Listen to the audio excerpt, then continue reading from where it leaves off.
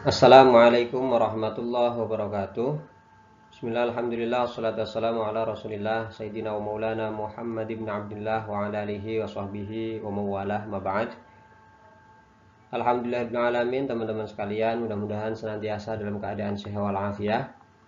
Pada kesempatan kali ini kita masih akan membincang seputar ijtihad, tepatnya pada bab sejarah atau perjalanan aktivitas ijtihad. Pada bab ini, perjalanan aktivitas ijtihad ini kita akan lacak mulai dari masa Nabi Muhammad SAW, masa sahabat, masa tabi'in, masa tabi'at tabi'in, kemudian masa-masa setelahnya hingga masa kini, yang terbagi menjadi beberapa bagian, gitu ya. Nah, pelacakan sejarah ini, pelacakan apa gerakan aktivitas ijtihad ini menjadi penting sebagai dasar bahwa eh, ijtihad merupakan hal yang penting, yang urgent, yang menjadi tradisi yang dilakukan oleh ulama-ulama sebelum kita. Baik, pada bagian pertama kita akan membincang seputar ijtihad pada zaman Nabi. Pada bagian ini tentu ada pendapat yang setuju bahwa Nabi melakukan ijtihad, dan ada pendapat yang kontra yang menyatakan bahwa Nabi tidak tidak boleh, bahkan tidak boleh melakukan ijtihad. Eh, Sebagian ulama Asy'ariyah dan kebanyakan daripada ulama Mu'tazilah menyatakan bahwa Nabi Muhammad SAW tidak boleh melakukan ijtihad terhadap sesuatu yang tidak ada nasnya, yang berhubungan tentang amaliyah halal dan haram. Begitu kata kelompok yang pertama. Sementara pendapat yang kedua dinyatakan oleh Abu Yusuf Al-Hanafi dan Imam Asy-Syafi'i, yang mengatakan bahwa eh, ijtihad dilakukan oleh Nabi ya dapat saja terjadi begitu. Nah, secara mendasar perlu kita pahami bersama bahwa tugas Nabi, tugas Nabi adalah menerima kemudian menyampaikan hukum-hukum Allah Subhanahu wa taala. Nabi juga mempunyai tugas untuk mengulas sekaligus memperjelas hukum-hukum tersebut. Lebih dari itu, Nabi juga membuat aturan-aturan pelaksanaannya, kemudian mencontohkan bagaimana penerapannya, yang kemudian hal itu diikuti oleh para sahabat. Tanpa penjelasan, tanpa penyampaian, tanpa contoh yang diikuti oleh para sahabat, maka dipastikan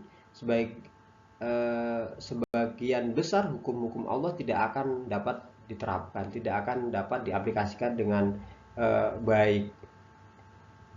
Nah, berkaitan dengan ijtihad Nabi ini, setidaknya ada 4 gambaran.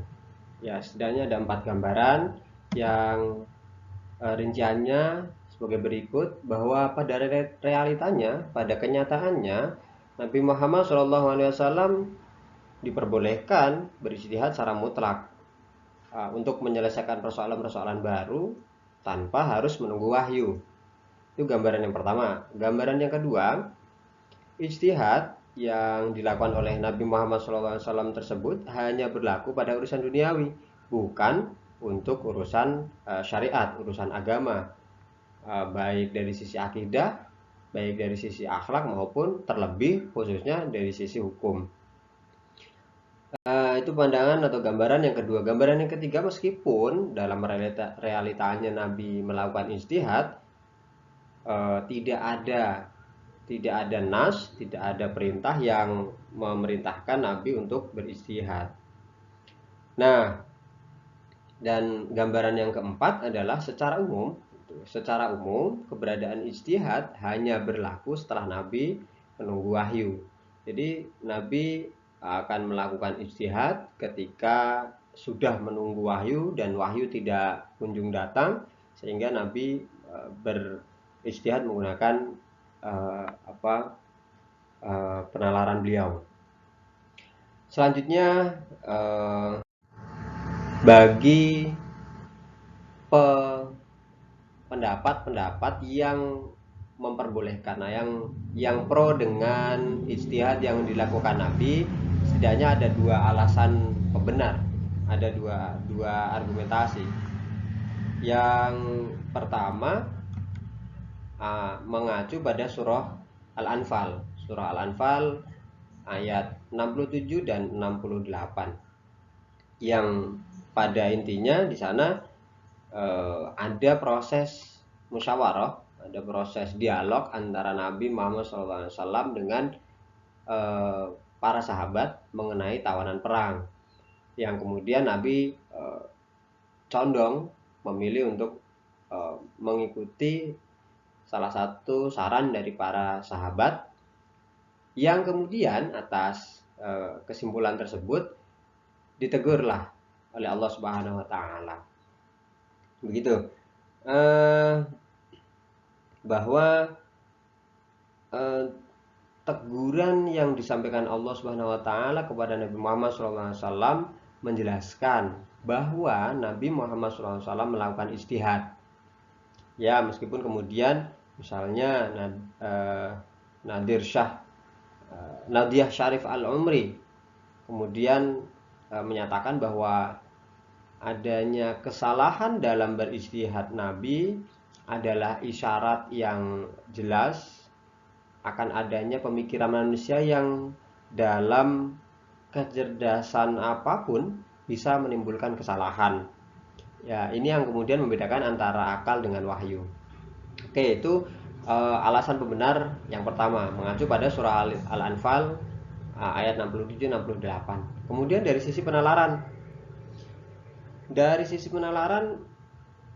ya sudah sangat jelas bahwa Allah Subhanahu wa taala mengaruniai manusia lengkap dengan akal pikiran. Nah, tentu ini berlaku untuk semua manusia, khususnya Nabi Muhammad SAW. Dalam hal ini, Al-Amidi mengatakan bahwa jika Nabi Muhammad SAW tidak melakukan ijtihad, sementara umatnya diperbolehkan, maka kenyataan ini justru menampakkan bahwa Nabi Muhammad SAW tidak lebih cerdas dari umatnya, dan ini tidak mungkin. Karena apa? Karena Nabi Muhammad mempunyai sifat fatonah, sifat wajib yang melekat pada beliau adalah fatonah, cerdas. Nah, sementara ijtihad itu dilakukan dengan dengan kecerdasan yang dimiliki. Lebih dari itu, Mustafa Sobri begitu menyatakan bahwa Nabi Muhammad tetap melakukan ijtihad. Dasarnya ada pada Al-Quran surah Yunus ayat ke-15, yang di sana menjelaskan bahwa posisi Nabi sebagai penjelas apa yang ada di dalam Al-Quran. Selain itu juga mengacu pada atau berargumen pada ungkapan Nabi Muhammad SAW. Itu dua alasan pembenar. Nah, kemudian ada terkait ijtihad Nabi ini setidaknya ada 3 pandangan. Saya mengutip pendapat dari Muhammad Syakib Qasimi. Yang pertama, Nabi Muhammad SAW melakukan ijtihad. Ini ada 3 pandangan ulama. Yang pertama, Nabi Muhammad melakukan ijtihad tanpa menunggu wahyu. Yang kedua, Nabi Muhammad melakukan ijtihad setelah menunggu wahyu. Dan yang tiga, menangguhkan masalah ini karena tidak ada keterangan dari Nabi Muhammad SAW. Itu 3 pandangan ulama mengenai ijtihad. Kemudian jika ada yang pro dengan ijtihad Nabi, maka beberapa ulama yang lain menolak ijtihad Nabi. Yang pertama ada Ibnu Hazm ada Al-Maturidi dari golongan Asy'ariyah dan Imam Al-Jubai dari golongan Mu'tazilah menyatakan bahwa ijtihad tidak diperbolehkan bagi para nabi, bahkan jika tidak ada nas sekalipun. Mereka mendasarkan argumentasi penolakan itu pada surah Yunus ayat 15 yang tadi di awal digunakan atau disampaikan oleh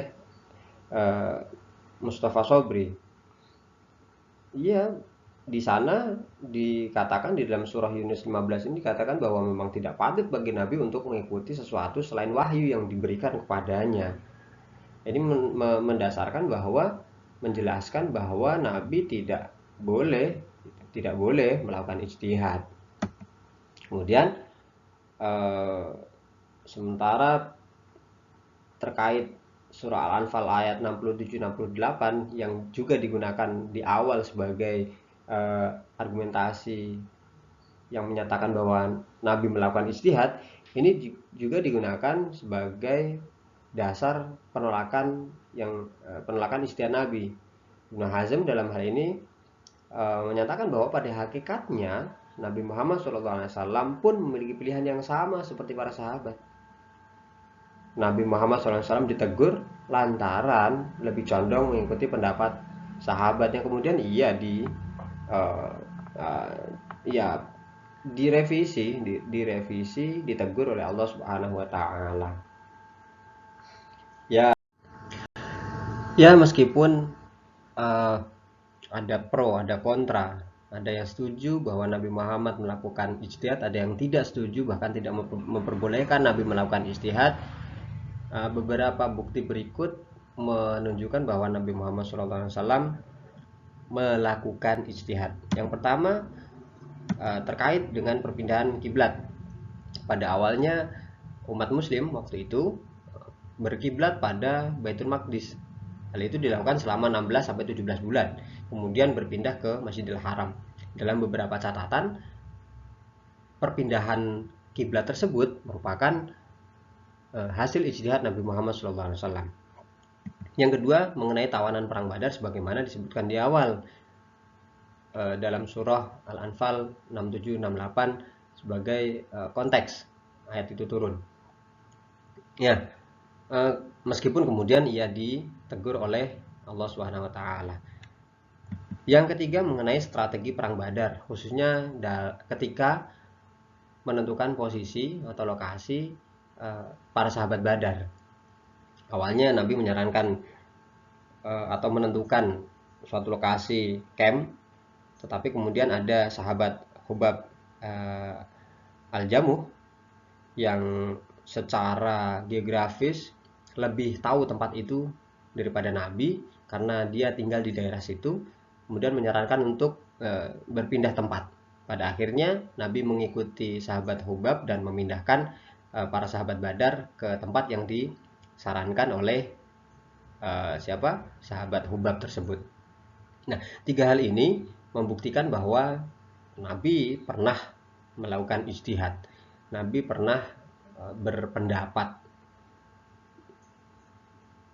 Nah, kemudian pembahasan selanjutnya adalah mengenai ijtihad pada periode selanjutnya, pada masa sahabat, tabi'in dan seterusnya.